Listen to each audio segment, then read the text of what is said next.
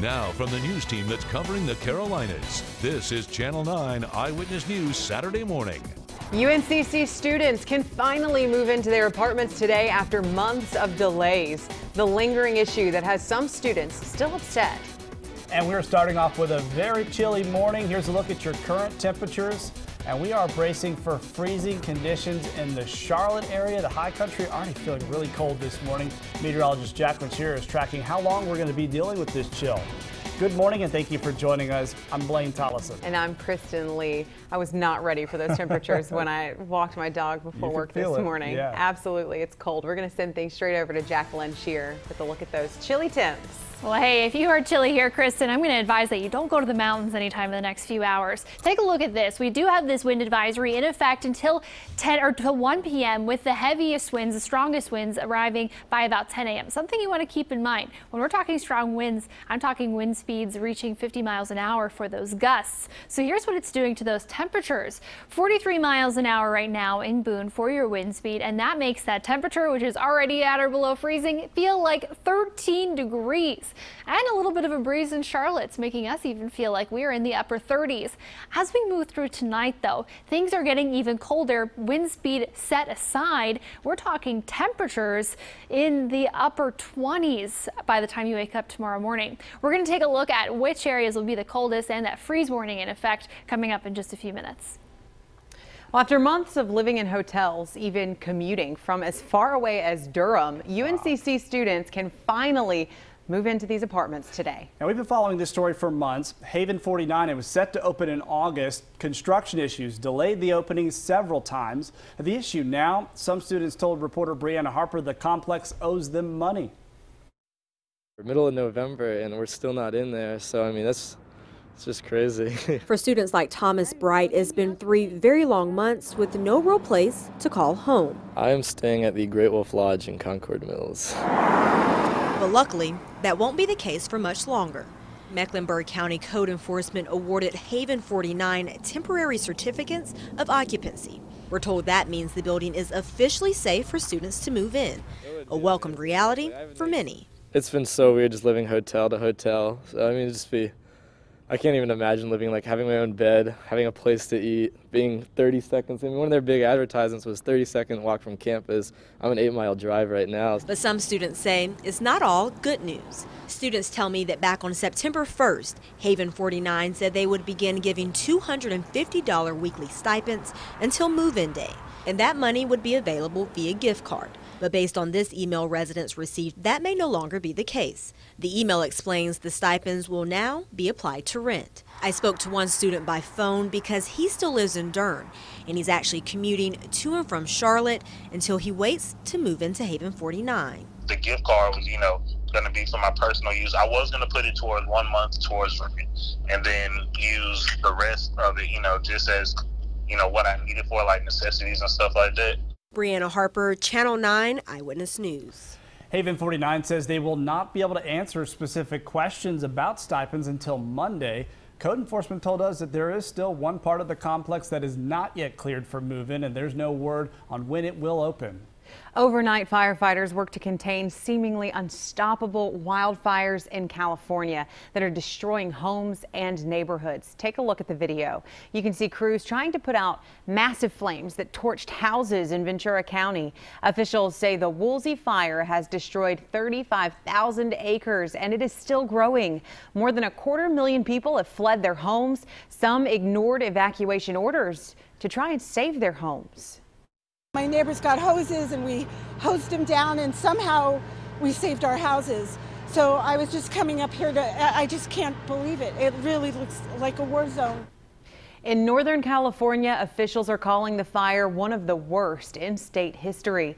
It has killed 9 people, destroyed thousands of buildings, and is just 5% contained.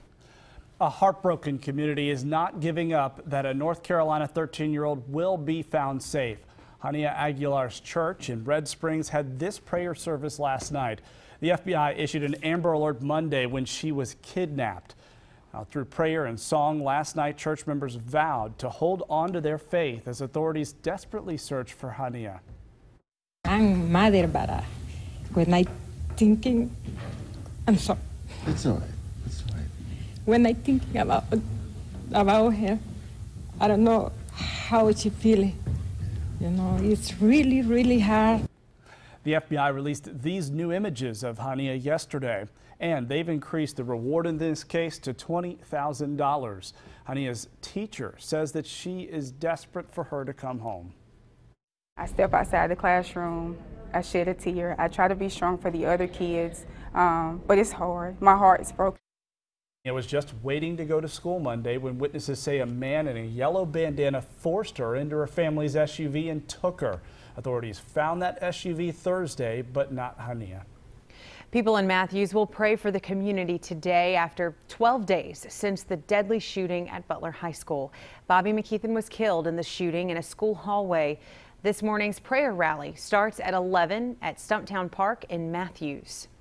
The shooting led many parents to question whether their children's schools are safe. Now state leaders are pushing for nearly $200 million for better safety measures. So far, the State General Assembly has given schools $35 million in grants for school safety, but the State Board of Education wants more. They are getting ready to submit a $190 million budget to the governor. Money would be used for more school resource officers and safety equipment.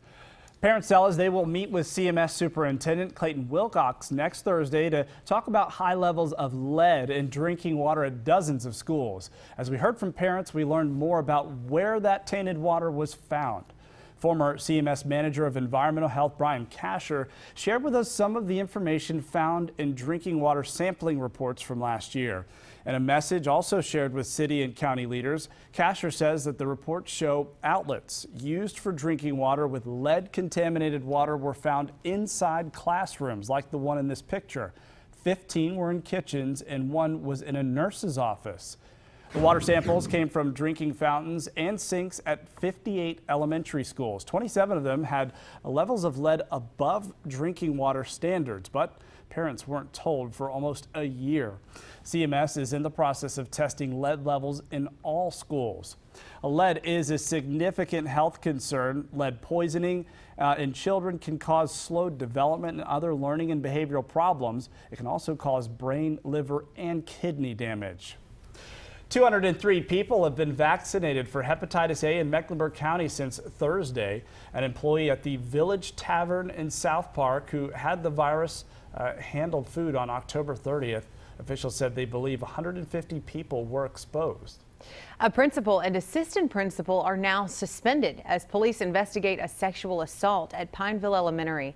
A student's mother tells us 2 boys attacked her 8-year-old daughter Wednesday. The mother says the school called her 4 hours later. She called police, who told her they did not know about the incident. School administrators told her they had interviewed her daughter. You allowed my 8-year-old to sit in pretty much an investigation room with 2 other male adults without me trying to figure out if somebody touched her inappropriately or not. It's not acceptable. Now, we spoke to a former Union County District Attorney. He tells us state law requires school leaders to immediately report claims of assault. We've asked CMS if they contacted police about the assault. The district has not responded. A Cleveland County man received a 38-year prison sentence yesterday after a jury convicted him for a deadly shooting at a school bus stop. Robert Bridges killed Mila Oaks and critically wounded her husband Jeff while their 12-year-old son was watching. It happened 2 years ago after disputes about a gravel road boiled over. Bridges said nothing in court yesterday, but the victim's family had emotional words for him. I forgive you, but I can't forget what you've done to this family. As long as I live, I will be at every one of your court hearings, every one of them that try to keep you where you're at. Bridges could have faced life in prison if he was convicted of first-degree murder. However, the jury found him guilty of second-degree murder. His attorney announced they will appeal the conviction. Democrat Rachel Hunt has the lead over Bill Brawley in the race for State House District 103. Brawley led by 52 votes before last night.